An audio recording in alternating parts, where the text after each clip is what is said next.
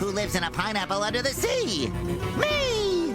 This year's been absolutely packed with SpongeBob content. We got the Plankton movie, fantastic film by the way. Nicktoons and the Dice of Destiny that reunites SpongeBob with the original Nicktoons Unite squad for the first time in almost 20 years. My review for that is still happening, so don't worry. SpongeBob just got added to Sonic Racing Crossworlds, a crossover event I still can't believe is even real. Believe it, man boy! They made him a handling class character though. How does that make sense? He is anything but handling. The fourth theatrical SpongeBob film, Search for SquarePants, drops next month. Very much looking forward to that one. And of course, the reason we're here today, Titans of the Tide, the latest title in the trilogy of SpongeBob games developed by Purple Lamp Studios. The second studio to have the privilege of doing this many after Heavy Iron Studios, the creators of the original Battle for Bikini Bottom. Now, I was fortunate enough to play both the demo and now the full game roughly 2 weeks early on PS5. THQ Nordic provided me with a Ghostly Edition code, which meant I get all the extra DLC with Plankton's Portal challenges available today, and also the Search for SquarePants DLC that drops in March 2026. And I don't mean to brag, but I was one of the first 10 PS5 players who got to play the full game, and the 5th to beat the final boss. So with that feather in my cap out of the way, I just want to point out that I'm not going to go super deep detail on this game like I usually do for reviews. So just consider this a spoiler-free mini-review, because the main review, where I go over spoilers, turned out to be way longer than initially anticipated. And I needed to get something out for the game before the end of the month, so that way I can take my time on the deep dive review. Once again, thanks to THQ Nordic for allowing me to keep getting review copies for their SpongeBob games. I never expected to be in this position, but nonetheless, let's dive into this. The basic plot of this game is there's a clash between the Flying Dutchman and King Neptune. Bikini Bottom is feeling the effects of it, so it's up to SpongeBob and Patrick to set things right. There you go, there's your assignment, go for it. On their journey, they'll utilize the new character swapping mechanic to get the job done. So let's go ahead and jump into the character swapping, the star feature of the game. As I discussed in my video impressions for the demo last month, this new mechanic actually has a lot of flow to it, building off of Cosmic Shake's movement system. It takes full advantage of both character movesets without feeling complicated or confusing. It just took some getting used to because of a button being placed on L1 instead of L2, which makes more sense, and the circle button in the air now does air dodging, while all the slamming is done on the triggers, which again took a while to get used to because of how it was in Cosmic Shake and BFBB. Speaking of slamming, I took this in photo mode and it's the funniest thing ever. And yes, the SpongeBob Xbox Series console is canon. SpongeBob's moveset is almost identical to Cosmic's. With the exception of rope swinging, there's no more of these tightrope sections, thank goodness. Cosmic Shake's rock rolling sections return, and they are faster and way more responsive. Another massive improvement from Cosmic Shake that I didn't realize was an issue in Cosmic until recently. The bubble surfboard is no longer a limited time mechanic, as it's a run button that lets you go above goo water and stay on it for as long as you want. The pizza box glider no longer has a stamina meter, so you can use it for as long as you want, and no longer being a Breath of the Wild ripoff. Part of its new functionality allows you to catch air on these fans and wind currents, or is it water currents? And finally, faster bubble throwing to trap enemies that you can now karate kick. I always found it strange that you couldn't do that in Cosmic to begin with. I'm so glad they added it here. The improved bubble throwing also activates new lanterns scattered throughout the game. Patrick can also interact with these jars by grabbing them from a distance or up close and fulfill the same purpose. That purpose is to phase objects and environment pieces in and out of reality, sort of reminding me of the Dweller Mask mechanics in A Hat in Time, mixed with a bit of Crash 4. Making for one of the best uses of this mechanic that's a lot more reactionary, as you have to keep track of what both characters can do to proceed. Like SpongeBob's bubble throwing, it can be used to activate or deactivate things, but only one bubble can be in play at a time, and if you pop it too early to activate something else, it might not go very well. Patrick can also dig, akin to Super Lucky's tail, that's used for getting into areas SpongeBob can't reach, like going under walls and using the C-mounts to shoot upward. If you trigger it above anything that's not sand, it'll automatically become a slam move. His moveset from BFBB has been greatly expanded upon. He can now grab enemies without stunning them, jump while holding something, and grab things from a safer distance with the new grappling fork. This also comes in handy for activating or lowering certain platforms, and it all comes together to create such a satisfying flow to the platforming. That said flow carries over into the combat, and I'm surprised by just how much depth was put into this combat system and how many ways we can spin any encounter. Despite only having 6 enemy types to work with, a major downgrade from both Cosmic and BFBB's number of enemies. But in terms of design, I do really like these enemies compared to the jelly enemies from Cosmic Shake. Like I said before, I would probably tie these ghosts with the BFBB robots. Now, in previous games, most enemies would go down in a single hit and generally never avoid attacks. And it's pretty evident that with the new free hit combo system and the fact every enemy will now actively try to avoid you, this game's combat means business. Karate kick a guy with SpongeBob, switch to Patrick to dig, which damages nearby enemies, pop out, grab one, and throw it at another. The big guys, that initially start out as mini-bosses that turn into standard tougher enemies, pose more of a challenge, but gone are the days of having to wait for an opening to hit them. Which, as many of you might remember, was a pretty common complaint with Cosmic Shake, even after I discovered the cheese method to take care of these guys way faster. Now SpongeBob can't karate kick these big guys, but Patrick can grapple them, stopping their attacks to pull Patrick closer. Similar to Ratchet & Clank Rift Apart, though you can start attacking immediately after getting pulled instead of Ratchet's slight delay. Oh, don't worry. The Rift Apart comparisons don't stop there, as the initial trailer suggested, there are portal hopping antics that are brilliantly done.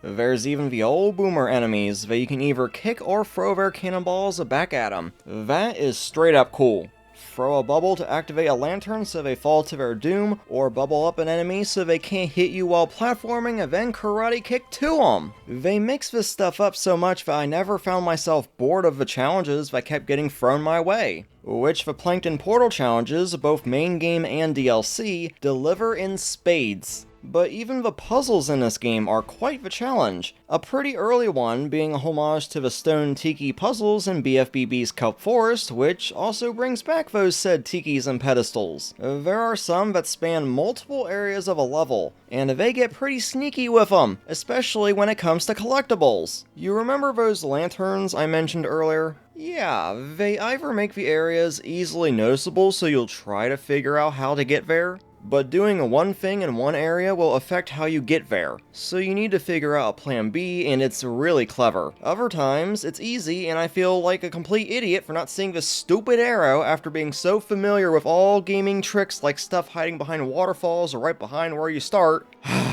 Personally, I think the collectibles in Titans are a lot more satisfying to find than in Cosmic. Titans does the BFBB thing where hitting or doing a certain thing will cause something to pop up. Most are hidden, but some are gained by doing side missions. Now Cosmic Shake did have side missions as well, but they boiled down to doing simple fetch quests by revisiting levels again, providing a sense of helping the community, but overall didn't add too much. Most of the side quests in Titans are really slide and platform races hosted by Larry, and that's pretty much his main purpose in this game. He has like one other piece of dialogue that's not related to races. The slides themselves call back to BFBB's races, featuring multicolored paths and the ability to cut new paths for shortcuts. And they also mix in aspects of both character movesets into these slides to make them stand out. They even do the same thing for the rock rolling. Aside from all the races, there are actual side missions that involve helping or finding things for characters. And aside from one instance pretty late into the game, every side quest unlocks in the same visit, which I really appreciate. Even the Krabby Patty minigame, one of my favorite things to do in Cosmic Shake, came back and it's actually challenging. There's a trophy attached to it. Now the chests you get contain different things. Some contain costumes that can now be used in every single cutscene. You can make both characters ghosts if you want. We're mermaids. You're ghosts! But perhaps my favorite is the bunny hop costume.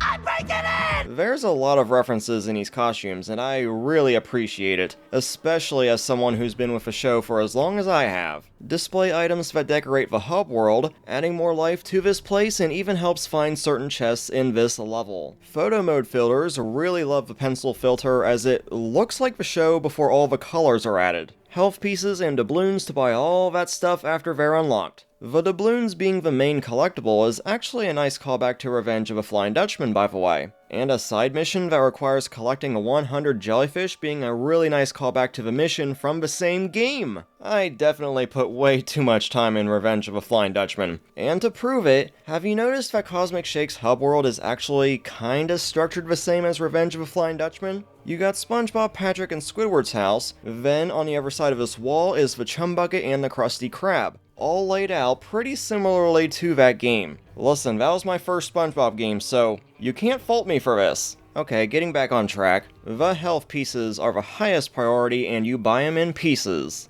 akin to Hollow Knight of all things. And I do highly recommend buying them, cause this game is significantly harder than Cosmic, but not harder than BFBB, which they said before launch they wanted to find that perfect balance for. And sure enough, they did. Scrap metals also included in every single chest except the tutorial ones, so there's no chance of missing out on 100% completion. These unlock more tiers in the base game Plankton Portal challenges, that include jellyfishing, a collectathon-styled challenge, I like it. You just gotta pay attention to what you're stepping on cause some of the platforms will not respawn. Combat and platforming, which, again, just highlight the flow this game has with the character swapping and putting the player to the test. And finally, floating cubes, directly inspired by the ones in the movie game. That'll make a lot of fans very happy. And there's 2 more collectibles that are not found in chests and are more cleverly hidden than all the others. Trust me, if you loved that first SpongeBob movie, you're gonna want to find the golden TVs.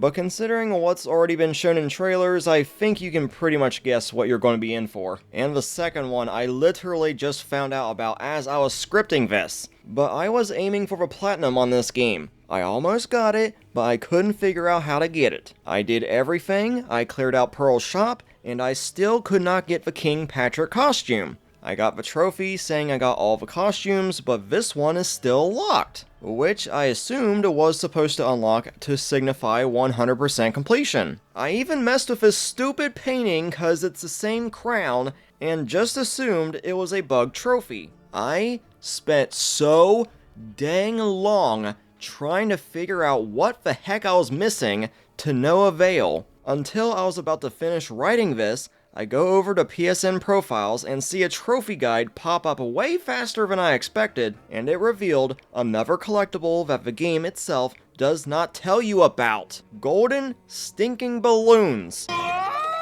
That's how you unlock the King Patrick costume. That is utter Baloney! because of this collectible, as well as the TVs, are not trackable for how many there are in a single level. This is not good progress tracking. The chests and side quests are handled very well. It's just these 2 aren't communicated well, and that needs to be fixed ASAP.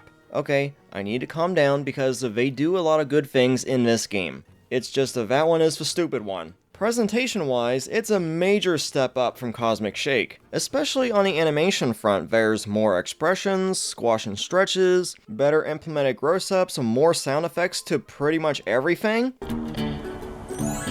including the cutscenes that are actually set up to look like shots from the actual show. The humor is just as good, if not better than Cosmic, getting quite a few laughs out of me in just the first few levels. The Flying Dutchman waiting in a line of simple mortals? Unimaginable! Unthinkable! Several thinkable hours later. Yeah, some of the jokes are referential to the show itself, which some people don't take too kindly towards. But me personally, like the Sonic series, I just think it's rewarding for those who have stuck with the series for so long. But that's just me. Who lives in a pineapple under the sea? Me! I'm okay with this one, take it easy. There's actually a lot of references in this game, and you can just tell that the developers are really big fans of SpongeBob. I won't spoil it, but there is a reference pretty late into the game that I've been practically begging to pop up in the game since Rehydrated, and I'm so glad it's there. and the fact it's there, I feel vindicated by. Though this reference to the first movie during sliding sections might be overdoing it. But if you don't want to see it, you could just keep Patrick in the ground or switch to SpongeBob. This being an idle animation though, I think fits a lot better. But they're having fun, so I can't complain about that. Now there is an early game joke that I really appreciate. SpongeBob, are we tomb raiding? No, Patrick, we are simply borrowing. I'm sure they won't mind. As someone who just got into the Tomb Raider series of this year, I'll allow it, it was a good reference. It's funny, cause Tom Kenny also voices Spyro the Dragon, and Spyro 3 also happened to have a Tomb Raider reference. Spyro 3 also referenced Sonic, and now SpongeBob's in Sonic Crossworlds. It's come full circle! I just wish he could speak though. There's even a few surprise characters that I won't spoil. Well, it's actually more like one, but still. I'll say this, he hasn't had a main role in an episode of a show for several seasons now, and it's crazy that he's just been reduced to cameos. But who's not a spoiler is Cassandra from Cosmic Shake, establishing some continuity in the games for once. The events of that game do get referenced multiple times. One of them I will show is getting the bubble wand back from that game, which is how we get the bubble throwing ability. There are fewer levels here than in Cosmic or BFBB, but it feels more focused and fleshed out than Cosmic, yet still being respectful to BFBB by embracing more of it. Open areas that kinda function as hub worlds that allow you to tackle anything you want in any order. Frenchie narrating the start of every level, there's some re-recorded voice lines from BFBB. It's just my size. There's some really good BFBB content in the DLC for the game, and even paying homage to that game's bosses. I can only talk about two of them without going into spoilers, but the Dutchman chest feels straight out of BFBB and I love it. And the Hibernation Sandy boss is probably my favorite one in the entire game, for how tense it can get. Yeah, you'll mostly use a single character for a good chunk of these bosses, then switch to land the damaging blows, but out of the 4 bosses, some do take advantage of both characters a bit more than others, which I appreciate in a game all about character switching. But I highly recommend doing the hard mode versions in the DLC. I actually prefer them to the base versions, and don't even want to show the Hibernation Sandy one because of how crazy it gets. I also realized that during the marketing for this boss, Sandy does not have a helmet on. How's that possible? Oh, never mind. It's a very fun boss regardless. But I'm very glad these bosses, as well as most of the game, are not tutorialized, blatantly telling you what to do in Rehydrated's boss fights. Yes, the original BFBB has some degree of tutorialization,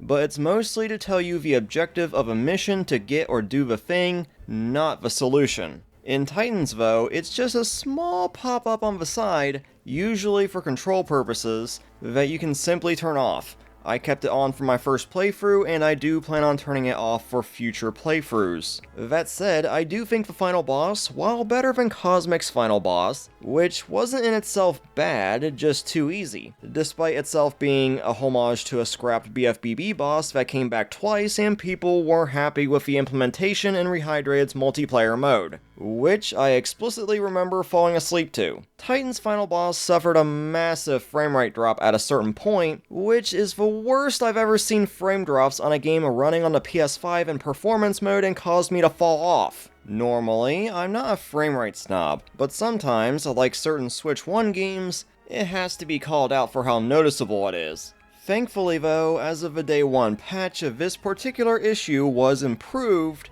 It still lingers a bit, but not to the point I would fall off. In the music department, it's the same track as all the other bosses in the game, just slightly different, like they did with Hibernation Sandy by including some text and instruments. But even then, the boss music is kinda disappointing compared to other games in the series that all had distinct music for every single boss. The first time is fine, but when you notice it for every single boss, it's definitely a problem. But in this case, it's especially a problem, because the track will finish and take a while to start back again, instead of looping from a certain point like the rest of a soundtrack. Which feels a very awkward happening for a final boss. It should not be doing that. It's the epic finale, for crying out loud. I'll save the rest of my thoughts on this for a later time, But while on the topic of the music, it completely disappeared from this boss fight after 30 seconds when replaying it through Plankton's portal machine, even after the Day 1 patch. And the intro cutscene for the game's second boss initially had no music whatsoever, but in this case it has since been fixed with the Day 1 patch. The rest of the music in the game is pretty awesome. I got some real SpongeBob movie game vibes from the Atlantean City level.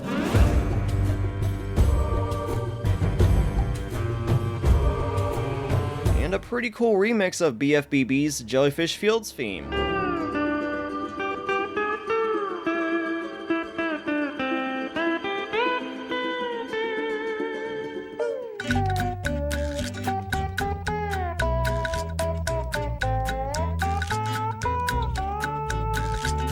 The music's even tied to the character swapping. SpongeBob's has the more nautical, upbeat, and epic versions, while Patrick has the lo-fi, laid-back versions.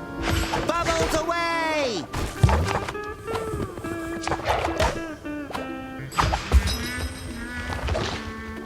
It's a pretty clever usage of a dynamic soundtrack. I love the main menu theme though.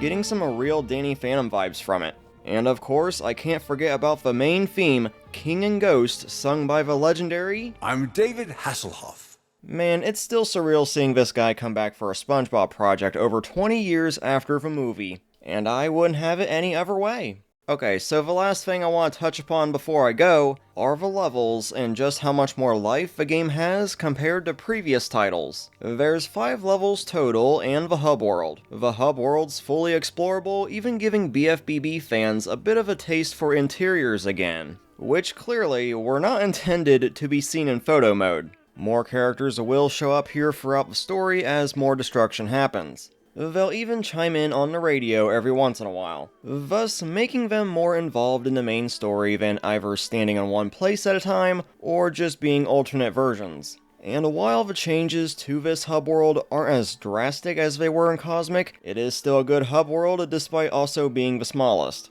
There's Goldfish Island and Neptune's Palace, Atlantean City, Winter Jellyfish Fields, and Haunted Bikini Bottom. Outside Jellyfish Fields and Bikini Bottom, we're visiting locations that are either brand new or haven't had much representation in the show or the games, resulting in more originality than Western Jellyfish Fields or Pirate Goo Lagoon. I'm not saying those levels were bad in Cosmic, I'm just saying Titans stands out a bit more. Every one of the levels in Titans are divided up into sections, more akin to BFBB, that provide a sense of level progression, though providing a lot more visual variety throughout. One look at any of these levels, and I can say, yes, this is a SpongeBob level. And ever since Cosmic Shake, Purple Lamp's done a pretty amazing job translating the show into a game that happens to make these worlds look beautiful. Having the green lighting, specters floating around, and simply having a snow level again. This is where SpongeBob's slipping animation from BFBB makes a return, while both his and Patrick's BFBB scared animations return for just this one enemy. Okay, yeah, I'd say this and Haunted Bikini Bottom are my favorite levels in the entire game.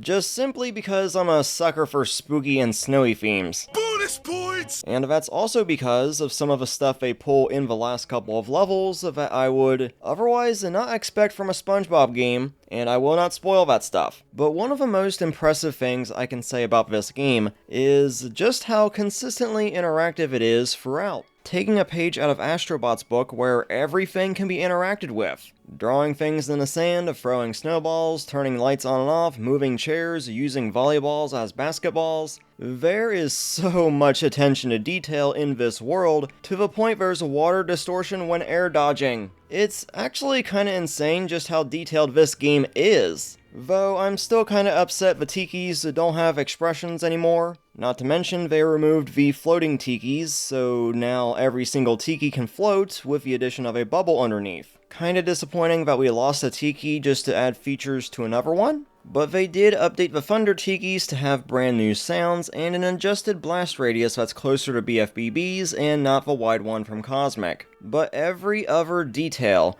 just adds so much life to the game world of Bikini Bottom. which I think is a big part of what makes this game special. Yes, there's main objectives, but there's also enough room for you to goof around however much you want. It even becomes sandboxy at times, as I took things out of one area to solve something somewhere else. So overall, I think this is Purple Lamp's best SpongeBob game to date. The gameplay is fast and fluid, it's fun to explore and solve puzzles, the humor's there, but aside from some pre-release issues, including the auto character walking from the demo and getting stuck inside a single-time platform, that hopefully get patched out, and what feels like not quite last-minute story changes to accommodate the upcoming film's release, because there was definitely some coordination behind the scenes between both projects. I mean, it couldn't be more obvious because of a Flying Dutchman in both projects, and the fact we're getting DLC for the movie, so this technically counts as a movie tie-in game.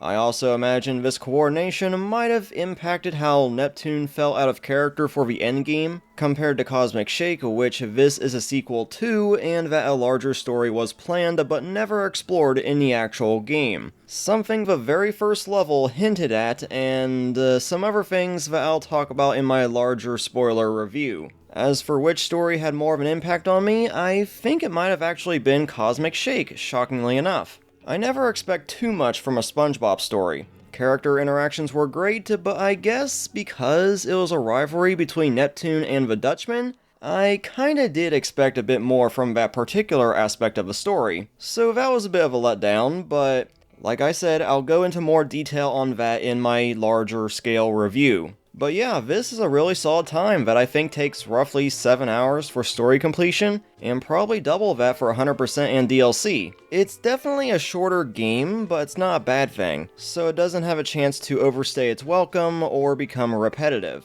as it consistently stayed fresh and inventive throughout. And it's only $40 for the base edition, so I'd say it's worth your time. I highly recommend checking this one out. Now, $10 for the Plankton Portal challenges, I think might be a bit much. It does feel like it should be a bit cheaper. Now, I can maybe see the Search for SquarePants DLC being more warranting to the price, cause it's story content with what looks to be standard and non-challenge levels. And I know my opinion is probably higher than most gaming sites out there, some of which still haven't posted their reviews, which has me concerned that it will reduce the exposure this game will get. Shame, cause it's a really good game that seemed to come and go faster than Cosmic. I can maybe understand why streamers would want to avoid this one after the whole copyright stuff of Cosmic Shake, so rest assured, it's completely safe to stream. But right now, I'm thankful the reviews haven't reached GameSpot levels of ridiculous like Rehydrated. The only problem is that during SpongeBob's wind-up animation for bowling, he walks forward. That means you fall off of the button, which closes the gate and prevents you from bowling the bubble where you intended. Just back it up, man! It's cases like this that I'm glad there's a community of SpongeBob content creators out here who know their SpongeBob games and are willing to give these games a chance. Oh, tartar sauce. We've seen bad games come out of a series, but we've also seen plenty of good ones, and Titans is one of those good ones. This team understands what makes a good SpongeBob game. They understand who they're making these games for, and I couldn't ask for anyone better to make them than a studio full of passionate SpongeBob fans. That's not to say those gaming sites don't have some valid critiques, like the playable characters saying the same lines over and over again in short succession. I don't have an issue with that cause BFBB also did this. I just have an issue where story dialogue can get drowned out by NPCs when passing them. Capital idea, Patrick. King Neptune really knows how to throw a party, doesn't he? There was also an issue pretty late into the game that I forgot about, where SpongeBob will say something, Patrick will say something afterward, but you didn't actually hear what SpongeBob said, so it was confusing. But I'm not going to hold pre-release bugs against this or any other game, because I know they can be patched, and some have already been patched. But it's an easy top 4 SpongeBob game that deserves to be in the same conversation as BFBB and any other platformer, just for its inventive and reactionary gameplay alone. So with that said, if you decide to pick it up, be sure to use the link in the description below, and there's also a demo for you to try before you buy. Another thank you to THQ Nordic for sending me the the game early, I really appreciate it, but that is enough from me. I want to know what you guys think about the game. Have you played it? Are you interested in getting it or waiting for it to go on sale? Whatever the case, be sure to leave everything down in the comments section below, and don't forget to subscribe and ring that bell for more SpongeBob and Nicktoons content. Once again, I've been Blue Knight. Thank you guys so much for watching and sticking around. I really appreciate it, and until next time, stay hydrated.